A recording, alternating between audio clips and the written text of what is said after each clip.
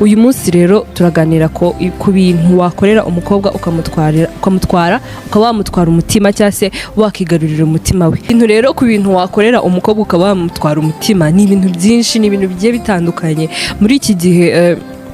Kuba wakigarurira umutima w'umukobwa cyangwa se kuba wamwiharira cyangwa se kuba wawiharira ntago biba byoroshye, ni ibintu byinshi cyane. Abahungu nibo bakunze kuvuga ngo ntago ushobora kumenya igihe umukobwa yabaye satisfait cyangwa se yahagijwe n'ibyo wakoze.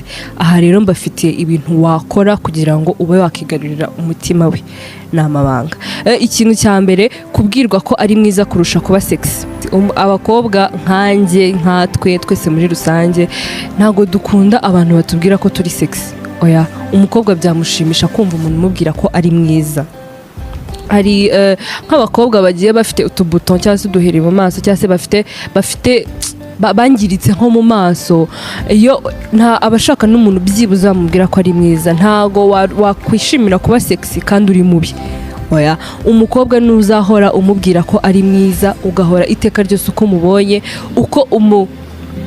uko muhuye ukaba wamubwira ngo uri mwiza, cyangwa se mu bintu byinshi wajya uhora umubwira, cyangwa se mu makompliment menshi wajya uhora umubwira umukobwa ushaka kwigarurira umutima we, wamubwira ko ari mwiza kurusha uko wamubwira ko ari sexy, cyangwa se ukaba wamubwira ko yambaye neza. Ikindi kintu, banga amagambo menshi adasobanutse. Umukobwa ntago akunda niba uri umuhungu ugashaka kwigarurira umutima we cyangwa se kuwutwara, ntago akunda umuntu uvuga amagambo menshi. Akenshi ugasanga ntabwo asobanutse. Tuvuge urashaka kwigarurira umutima w'umukobwa runaka, cyangwa se nkanjye ushaka kwigarurira umutima wanjye, ntago waza umbwira ngo urabona Sandrine ngo mfite iki n'iki, ngo ngiye ngo urabona ngo mbayeho gutya, no, ibyo ntabyo nshaka kumenya. Niba ushaka kwigarurira umutima wanjye, ntabwo uzaza umbwira ibyo utunze. Ntabwo nshaka umuntu ufite ibintu bya mirenge. Oya, niyo yaba uri umukobwa ushaka ibintu bya mirenge cyangwa se iki, ntabwo akunda umuntu umutipa waza umwemeraho. Ntabwo akunda umuntu waza amwumvisha ko arenze cyangwa se ari ku rugero rurenze uko yaba abitekereza. Rero ntabwo dukunda amagambo menshi kandi adasobanutse. Nk'urugero nanone ukaza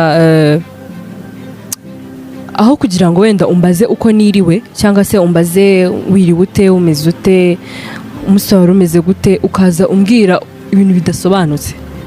Ukaza umbwira wenda nk'abantu mwahuye, urumva nyine mu kiganiro cyawe hahoramo kwiyemera.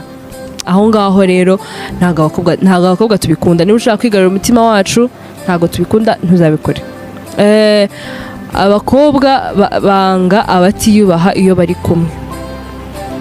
Urugero, nk'umuhungu ari kumwe n'umukobwa ntiyiyubahe cyangwa se ngo yiyubahishe, ugasanga sinzi nk'urugero, ntabwo ugasanga arimo aratukana, nta discipline afite, arimo aratuka abantu bari aho ngaho, cyangwa se nk'umuntu amucaho aramukandagiye, ahise avuza induru, aramututse iki wewe, bya bitutsi by'iki gihe ugasanga ntago yiyubahishije muri public arimo, ntago yiyubahishije mu byo ari gukora. Aho ngaho umukobwa aba yumva ari we usebye. Icyo gihe ntago umukobwa ubikoze rimwe cyangwa kabiri, ntago wakigarurira umutima we. Ahita abona yuko nimba ubashije kubikora kandi uri kuntereta cyangwa se uri gushaka kwigarurira umutima wanjye, ni iki kimbwira ko iyo uri mu bantu bisanzuyeho niba icyo ukora? Ni ukuvuga ngo biba birenze ibyo ngibyo. Ikindi kintu wakora kugira ngo wigarurire umutima w'umukobwa, gufatwa nk'aho adasanzwe.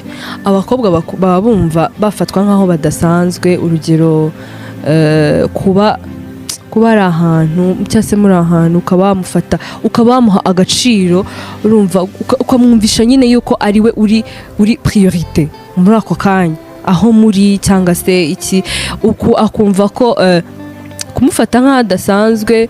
Tuvuge niba ushaka kwigarurira umutima we, uri mu maniga yawe cyangwa se uri mu matipe bagenzi bawe, warangiza ukamutaka ukavuga uriya mukobwa ntabwo asanzwe, uriya mukobwa ari so unique, uriya mukobwa ni mwiza, uriya mukobwa ari smart, ukumvisha abatipe nyine yuko adasanzwe, niwe wahisemo, hari impamvu wamuhisemo, hari impamvu yatumye wumva ko ari we wakigarurira umutima we. Ikindi kintu, abakobwa bakunda gusomwa ku kiganza. Ibi ngibi abanyarwanda benshi ntabwo bakunze kubikora, bikunze gukorwa n'abazungu. Ugasanga nk'umusaza cyangwa se umusore cyangwa se umugabo ahuye n'umukobwa kumuha icyubahiro ugasanga amusomye ku kiganza. Iyo umusomye ku kiganza firstly aba ari sinye yo kwerekana ko umwubashye, ubumwubashye mu ruhame cyangwa se ubumwubashye, ubumuhaye icyubahiro. Bigaragara ko nyine umwubashye kubitewe n'ahantu muri, akaba ariyo nsuhuzanya. Abakobwa bakunda ubasangiza ubuzima bwabo.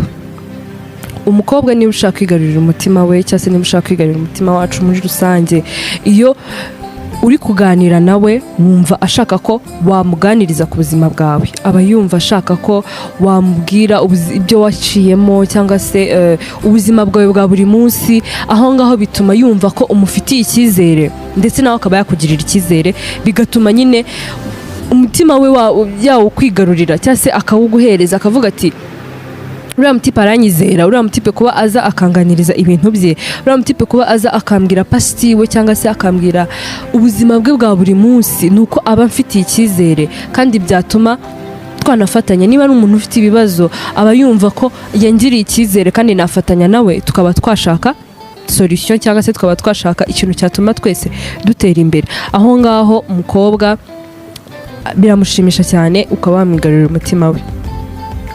Ikindi kintu, guhamagarwa mu mazina yabo mu ijwi rituje. Umukobwa iyo ushaka kumwigarurira umutima wiwe ntago akunda umuntu uza amubwira ntago, niba ushaka ko agukunda ntago uhita uza straight uhita uvuga ngo sheri cyangwa se bebe, twa tuzina tw'iki gihe. Oya, iyo ubikoze gutyo ahita yumva ko ushatse kwita, wumva ko nyine ahita yumva nk'aho ari agasuzuguro. No, nyita izina ryanjye, ibyo ngibyo bizaza ari uko turi kumwe. Banza wigarurire umutima wanjye, mbanze nkwizere, mbanze ngire icyo nakumenyaho, hanyuma tubone kwitana ayo mazina. Cyane cyane abakobwa ahangaha, umuntu uhamagara mu mazina yabo biba byiza iyo urihamagaye mu ijwi rituje, hanyuma ukaba wamubwira icyo ushaka kumubwira. Cyane cyane nk'iyo ushaka kumubwira ko umukunda cyangwa se ushaka kumubwira ko wishimiye kuba uri kumwe nawe, umuhamagara mu izina rye, ukamamagara mu ijwi rituje, ukamubwira icyo ushaka kumubwira. Ibyo bibica mu mutwe. Ikindi kintu, guhabwa agaciro. Usibye n'abakobwa n'abahungu bakunda guhabwa agaciro, nta muntu udakunda guhabwa agaciro. Ahangaha rero guhabwa agaciro ku mukobwa ni uko tuba dushaka ko duhereza agaciro aho tugiye. Niba tugiye nko guhaha, mpereza agaciro, unyereke yuko mfite protection cyangwa se ndi protected n'umuntu turi kumwe, numve ko ari kumpa agaciro, ntago ari bunsebye cyangwa se ntago ari butume nseba kubera ahantu ndi.